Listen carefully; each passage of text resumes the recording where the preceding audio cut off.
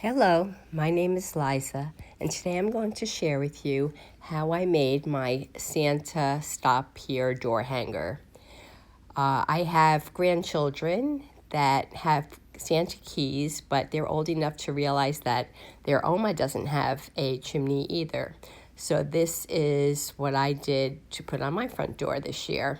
What you'll need is one of these door hangers from the summertime, a Christmas tree DIY little wooden ornament, and one Jenga block. A key. My key was from Michael's. I'm going to be using a napkin and some Mod Podge, but if you have cardstock, that will work too. You'll need some bells and some ribbon.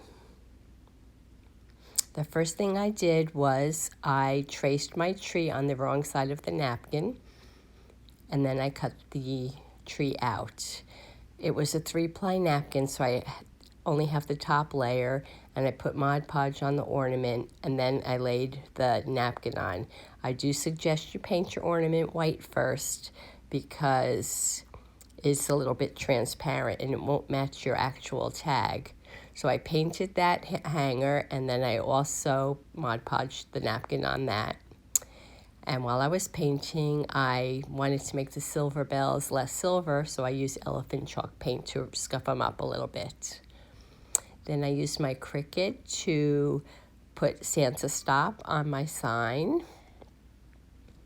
And the Jenga block I glued onto the tree, and then I glued that onto the hanger.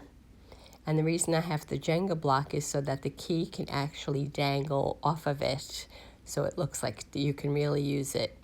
And then I made a bow with my Easy Bow Maker, and I hung the bells from the bow.